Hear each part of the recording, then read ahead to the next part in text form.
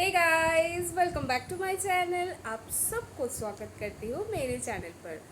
आप लोग बहुत दिनों से वेट कर रहे हो लेकिन मेरी वीडियोस नहीं आ रही थी। जी गाइस, मुझे थोड़ी सी हेल्थ इश्यूज़ हो रही थी क्योंकि मैंने पहले से ही कहा है कि एस्ट्रोलॉजर को भी प्रॉब्लम होता है। एस्ट्रोलॉजर भी इंसान ही है।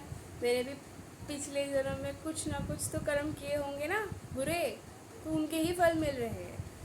आज की जो टॉपिक है वो भी बहुत डिमांडिंग टॉपिक है। हालांकि ये जो टॉपिक मैं आज डिस्कस करने वाली हूँ वो उतनी ज़्यादा एस्ट्रोलॉजिकल नहीं लग सकती है। आप लोगों को लग सकता है कि इसमें मैंने एस्ट्रोलॉजी की जो पार्ट्स है वो थोड़ी कम यूजेस होंगे, लेकिन जो भी मैं कहना चाहूँगी बहुत क्लियरली, बहुत आप लोगों में, बहुत सारे लोगों में ये क्वेरीज है। इवन मैंने देखा है मेरी जो प्रैक्टिस रहती है उसमें कि अगर मतलब 50% क्वायरीज अगर करियर को लेके आती है तो 50% क्वायरीज मैच मेकिंग के ऊपर आती है। लेकिन मैं पहले दिन से, मतलब डे वन से मैं सोशल मीडिया प्लेटफॉर्म पर हूँ। लगभग दो ढाई साल, 2 साल से तो ज़्यादा ही हो गए होंगे। तो मैं पहले दिन से ये कह रही थी कि नहीं देखो गाइस, अब मैच मेकिंग मत करना, ठीक है, मैच मेकिंग नहीं करना है। तो I am against of match making. तो आज भी मैं इस मुद्दे पे मेरी जो अपनी जो ओपिनियन है, मेरी जो पर्सनल ओपिनियन है वो आज भी सेम है कि मैच मेकिंग नहीं करना है गाइस। अगर आप अरेंज मैरिज कर रहे हो तब आप कर सकते हो, लेकिन उसमें भी बहुत सारे कंडीशंस है।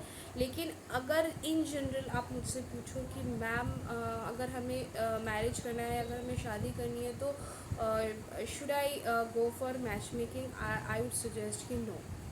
क्यों? जी हाँ, अगर आप ना अपनी लाइफ में कुछ भी चीज़ जो भी कर रहे हो उसे अगर आप वाई से स्टार्ट करते हो ना, वाई वाई से स्टार्ट करते हो ना, तो क्या होगी कि आपकी लाइफ की जो प्रॉब्लम है वो कम होना स्टार्ट हो जाएगा और सल्यूशन की जो पार्ट है वो भी बहुत आसान हो जाएंगे लाइफ में। एज एग्ज़ाम्पल कि सोच लीजिए कि आज आपको बुखार है, आज मुझे बुखार है, तो मुझे आज बुखार है तो क्यों है आज मुझे बुखार? हो सकता है कि मैंने कल ऐसा कुछ खा लिया होगा, या फिर मैंने बहुत देर तक एसी में थी, फिर मैं बाहर धूप में चली गई, या फिर मुझे किसी कारण बहुत देर तक धूप में रहना पड़ा। तो ऐसे बहुत सारे रीज़न हो सकते हैं, ठीक है। तो लाइफ में मैंने जब एस्ट्रोलॉजी सीखना स्टार्ट किया था, देखो गाइज, मेरी लाइफ की कुछ भी चीज़ें ऐसी है नहीं कि मैं छुपा के रखती हूँ। जो भी है, जितनी भी है, मैं आप जो जितने भी लोग मुझे पर्सनली जानते हो तो उन्हें पता है मेरी लाइफ के बारे में, day to day daily life के बारे में, ठीक है। तो अभी की जो टॉपिक है मैं उसके साथ रिलेट करते हुए बहुत सारी चीज़ें आपकी जितने भी इस टॉपिक के ऊपर मैरिज को लेकर जितनी भी क्वारीज होती है वो लगभग मैं क्लियर करने की कोशिश करती हूँ। पहली क्वारीज होती है कि मैम मैरिज करना है, शादी करनी है, तो क्या मुझे मैच मेकिंग करना है या नहीं? तो मैं कहूँगी नहीं करना है। अगर आप किसी के साथ रिलेशनशिप में हो तो मतलब कि आपकी और उनकी जो वाइब्स है, आपकी और उनकी जो मेंटल जो अट्रैक्शन है वो सही है, इसीलिए आप एक दूसरे के साथ हो और आपकी एक रिलेशन है।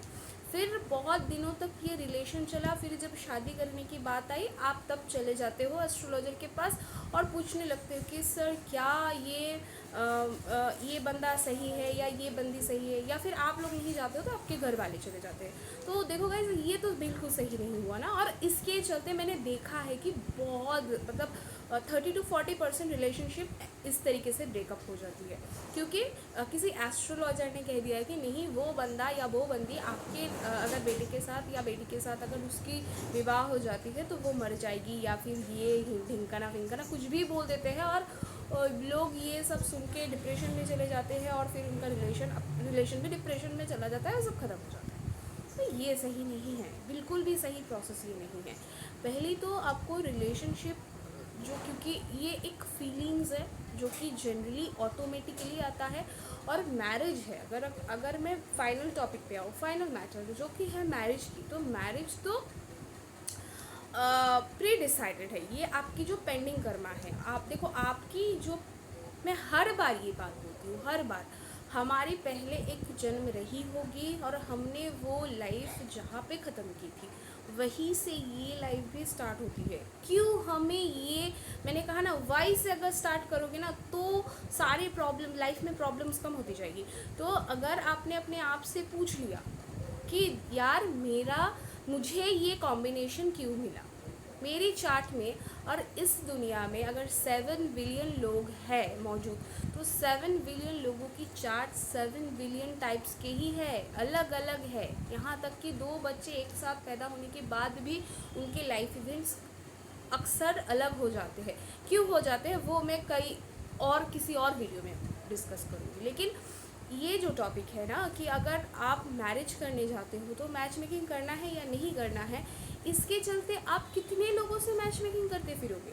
अगर आप अरेंज मैरिज कर रहे हो तो आप कितने लोगों से मैच मेकिंग करते हुए फिरोगे। आपके मतलब इतना तो पॉसिबल नहीं है कि आप 30 बंदे को देख रहे हो शादी करने के लिए।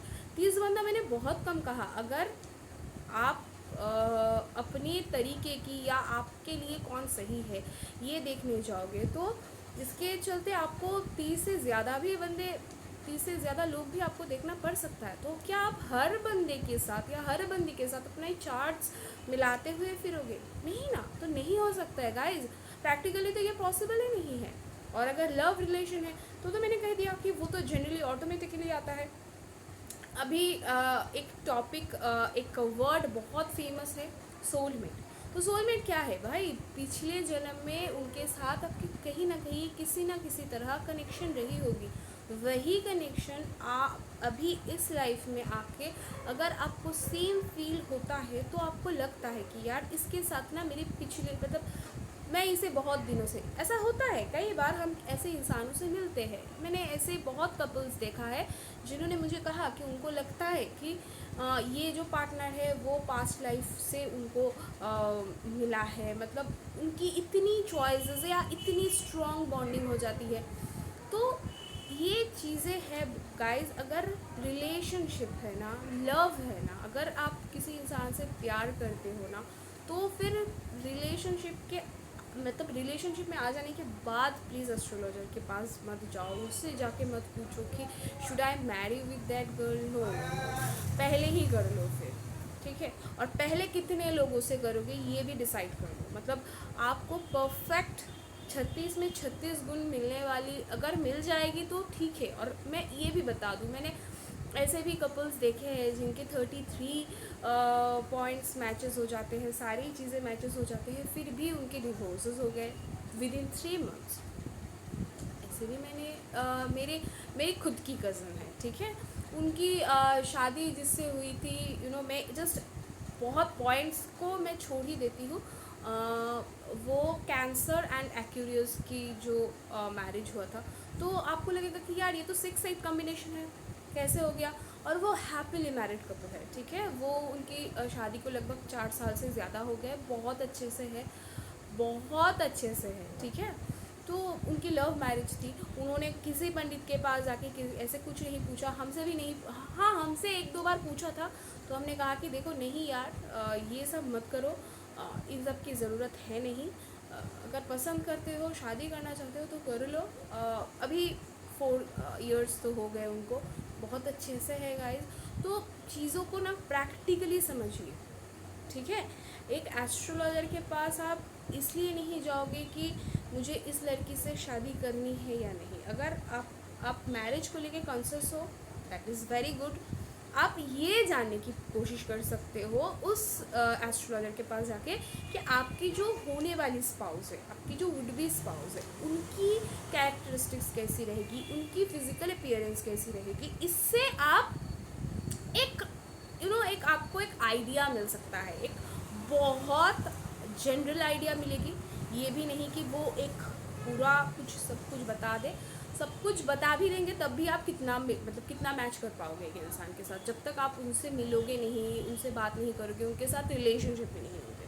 और फिर रिलेशनशिप में आने के बाद अगर आपको लगे कि नहीं यार ये फिज़िकल अपीयरेंसेस या ये चीज़ें नहीं मैच हो रही है, तो देखो वो अपने ही ख़त्म हो जाएंगे, ऐसे ही ख़त्म हो जाएंगे। ठीक है। अगर किसी के साथ, जिसके साथ, अब मैं कंक्लूड करना चाहूँगी, मैंने बहुत चीज़ें बता दी, अब मैं कंक्लूड करूँगी कि आपकी शादी जिसके साथ जिस दिन जिस टाइम पे जहाँ पर होनी है वहीं पे होगी। ये कोई नहीं बदल सकता, कोई एस्ट्रोलॉजर नहीं बदल सकता। तो ये कंक्लूशन है, इस चीज़ को आप अपने दिमाग में सेट करो। फिर अब आपको अगर लगे कि मेरी रिलेशनशिप 10 साल तक रही, फिर हमारी कुछ चीज़ों को लेके ब्रेकअप हो गई, मतलब ऐसा नहीं था कि मैंने एस्ट्रोलॉजर के पास गई थी या फिर कुछ ऐसा कुछ नहीं था, ऐसे ही हमारी ब्रेकअप हो गई, तो आपको ना ये चीज़ एक्सेप्ट करनी पड़ेगी कि ये जो जिसके साथ आपकी 10 साल तक रिलेशन थी, ये आपकी वाइफ होने वाली नहीं थी, इसलिए ब्रेकअप हो गया। अभी रिसेंट, अभी के जो टाइम है, मैं मतलब अभी तो बहुत ज़्यादा ब्रेकअप्स होते हैं, रिलेशनशिप से ज़्यादा तो ब्रेकअप्स होते हैं, ठीक है ना। तो ये क्यों होता है? क्योंकि देखो, हमारे किसी के साथ जो पेंडिंग कर्मास है, ठीक है, आपको तो नहीं पता है कि आपने इससे पहले कितनी दफ़ा आपकी जन्म हुई है, आपको तो नहीं पता है ना कि आपने पास्ट लाइफ में क्या कर्म किया है। तो अगर इस लाइफ में आपके साथ कुछ बुरा होता है तो डिप्रेशन में मत जाओ, उसे आप एक्सेप्ट करना स्टार्ट करो कि अच्छा ये ऐसा है, मेरे साथ अभी बुरा हो रहा है, तो हो सकता है कि मैंने अपनी लाइफ में कुछ बुरा किया था पास्ट लाइफ में, तो उसकी ही फल के स्वरूप ये मेरे साथ हुआ। जो अपनी जो वीडियो स्टार्ट करने से पहले जो स्टार्ट कर रही थी, उससे मैंने अपने से ही स्टार्ट किया कि मुझे लगता है कि ठीक है, अभी मेरी 8th हाउस की जो अंतर्दशा है वो चल रही है, तो मैं बहुत ज़्यादा हेल्थ इश्यूज़ के को सफ़र कर रही हूँ। लेकिन हाँ, इसके साथ एक और चीज़ भी हो रही है, क्योंकि 8th हाउस है तो कल्ट साइंस के ऊपर भी मेरी जो रिसर्चेस है वो भी बढ़ रही है, वो भी चल रही है। तो ये वीडियो देखो गाइज, एस्ट्रोलॉजी के ऊपर बहुत ज़्यादा नहीं था, एस्ट्रोलॉजी मैंने यहाँ पे कुछ उतना डिस्कस किया ही नहीं, लेकिन मुझे लगता है कि ये बहुत इम्पॉर्टेंट एक टॉपिक है। आप सबको चीज़ों को समझना है। और सोलमेट को लेकर भी मैं थोड़ा एक और चीज़ बताना चाहूँगी, वो ये कि ज़रूरी ये नहीं कि सोलमेट को आपकी हस्बैंड या वाइफ ही बनना है। सोलमेट आपका बहुत अच्छा दोस्त भी हो सकता है, जिसके साथ आपकी पहले रिलेशन रही होगी और वो इंसान आपको बहुत अच्छे से समझता रहा होगा और आप भी उनको बहुत अच्छे से समझ रहे होंगे, तो आपकी अच्छी से बॉन्डिंग हो रही है, तो वो भी आपका सोलमेट आपकी या फिर आपकी सोलमेट बन सकती है या बन सकता है। तो ये डिपेंड उसके चलते नहीं करता है कि ये वो बंदा मेरा हस्बैंड या वाइफ बनेगा या नहीं, वो आपकी दोस्त भी बन सकती है, आपका एक दोस्त, आपकी एक बेस्ट फ्रेंड भी आपकी सोलमेट बन सकती है, ठीक है। तो आशा करती हूँ कि इस वीडियो से आपको आपकी बहुत सारे डाउट्स क्लियर करने की मैंने कोशिश की, जो इन जनरल लोगों में होता है। अगर और ज़्यादा कुछ आप मेरे से जानना चाहते हो इस टॉपिक के रिगार्डिंग, तो प्लीज़ कमेंट सेक्शन में कमेंट कर देना, मैं ज़रूर रिप्लाई करने की कोशिश करूँगी। Thank you so much guys, मेरे चैनल पे टिके रहने के लिए, मुझे सपोर्ट करने के लिए थैंक यू सो मच। अगर आपको ये वीडियो पसंद आए तो लाइक करें, शेयर करें, एंड अपने उस सारे फ्रेंड्स को जिनको ये जानना है मैरिज के रिगार्डिंग, ये क्वारीज तो सबको है, तो प्लीज़ अपने सारे दोस्तों के साथ मेरी ये वीडियो ज़रूर शेयर करें। Thank you so much.